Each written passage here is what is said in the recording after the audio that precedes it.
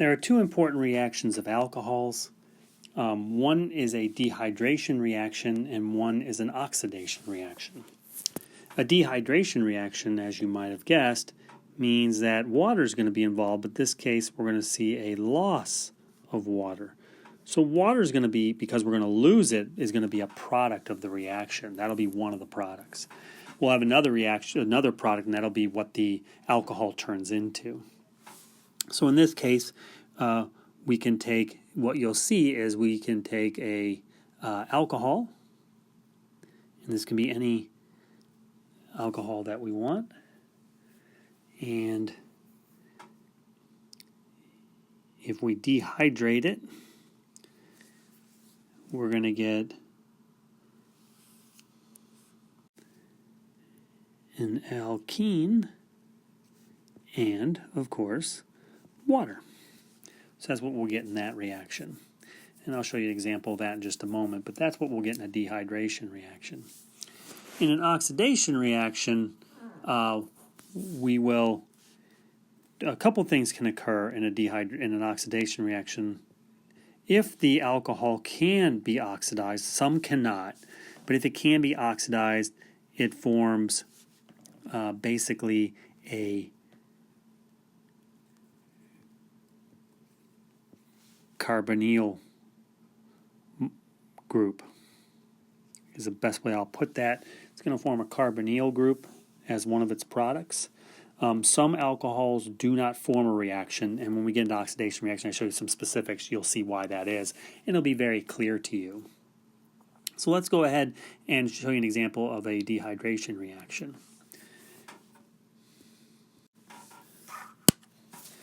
Now, in dehydration reactions, you typically need acid for this to work. In this case, sulfuric acid is what the main one that's typically used is. And so the sulfuric acid, which is shown by this right here, it helps dehydrate the alcohol. Now, it's not a reactant, the sulfuric acid, and it's not a product. It's just sort of like it's a catalyst to the reaction, essentially. So you need that for the dehydration to occur. But let's go ahead and dehydrate this. So go ahead and take a moment, pause the video, and determine what the product would be, and then come on back. Now, in a dehydration reaction, we're going to lose a molecule of water, and we're going to form an alkene. And so what we do is we remove, so we're going to take away a water molecule. So we need the OH group. So we're going to take this away, and we're going to take away a hydrogen that's attached to one of the adjacent carbons. So here's the carbon with the OH group. Now we need to take a hydrogen off of a carbon adjacent to it. So we can take a hydrogen off this carbon or a hydrogen off this carbon. You can't take this hydrogen because that's on the same carbon, so that one won't work. We can take any of the other ones. And what we typically do is just go ahead and take one that's right next to it. So I could either take this hydrogen to make our water molecule or this hydrogen. Now, most of the time that's going to make something different depending on which hydrogen you take. So there's more than one possible product in these reactions. So both would be correct no matter which one I took. Both would be correct.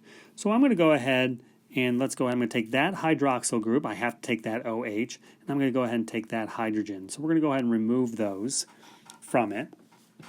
Actually, the way it works is it's kind of the reverse of the hydration reaction we just ran. What we do is essentially these electrons move up and form a bond between that hydrogen and that oxygen, and then these electrons move down between the two carbons and form a second bond down there. Let's remove the electrons that move from one spot to another spot, so that's no longer there, and we get that. So we end up with an alkene. You can see the alkene You can see the alkene that we end up with as a product. There's our alkene, and then there up here is our water molecule.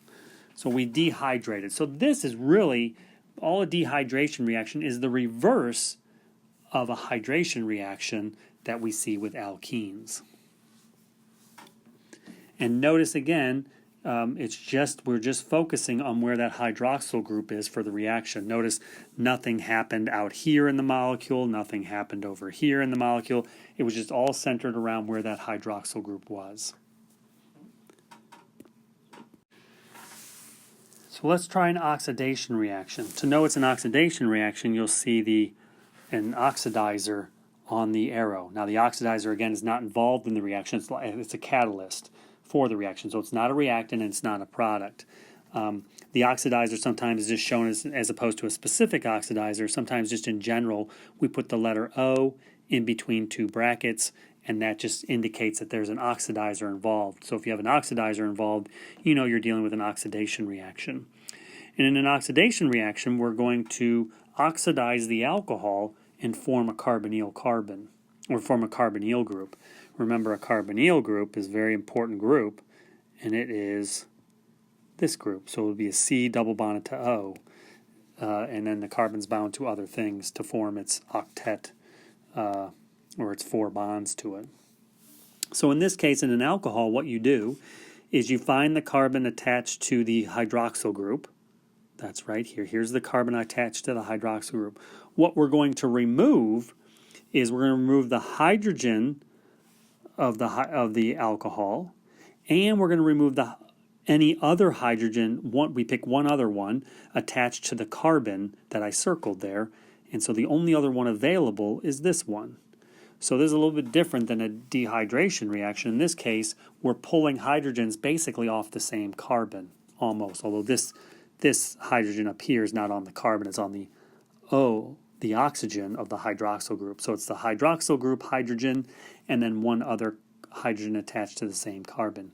We remove those, and essentially then we'll get a double bond between the oxygen and the carbon. So our products will be H2, and let's remove what's now gone after I remove that H2. So this hydrogen is now gone, and that hydrogen is now gone. And we're left with, there's our carbonyl group, and we have a carbonyl group, and in this case it's a ketone that we formed. So here's one to try. Go ahead and what is the oxidation product of this alcohol? So pause the video, determine what the product is, and then come on back.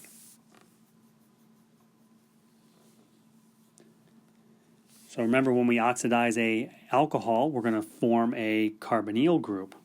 And so we know we're going to have a carbonyl group here. So what do we need to do? We need to remove 2 hydrogens in this process. And so let's go find those 2. One of the hydrogens that we're going to remove is the one attached to the oxygen of the alcohol. So that one we're going to remove for sure. And then we got to pick one more hydrogen that's attached to this carbon right here. We have 2 to choose from. It doesn't matter which one we choose. The result is going to be the same no matter which one you choose. So I'm just going to go ahead and remove that one up there at the top. And let me go ahead and erase what we now have removed. So that hydrogen is gone, and that hydrogen is gone. And so we now have one of our products there. And then, of course, in the removal of all that, we got to add our new bond between carbon and oxygen. And so now there we have it. Let me clean this up a little bit. I'm going to go ahead and get rid of that big circle around that carbon and redraw it, just so we can see it a little bit better. So there was a carbon there, and then we have our 2 bonds to the oxygen there. And so now we can see that our products are this right here, which notice this time we do have a carbonyl group, as we said would be part of the product, but this time it's not a ketone, but it's an aldehyde. So we have an aldehyde this time, and we get a molecule of hydrogen as a product. Now what would be the product of this oxidation reaction? So we have an alcohol here, and so let's go through the process of that.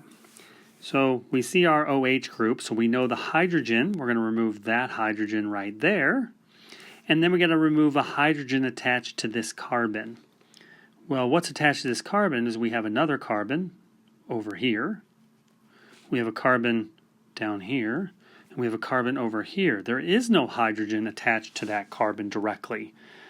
And so in this case, because there is no hydrogen attached to that carbon that I circled, there's no reaction. It must have a hydrogen, it must use a hydrogen attached to that carbon that's attached to the OH group. So I told you before that in oxidation reactions, sometimes there's no reaction with alcohols, and this is an example where you'll have no reaction.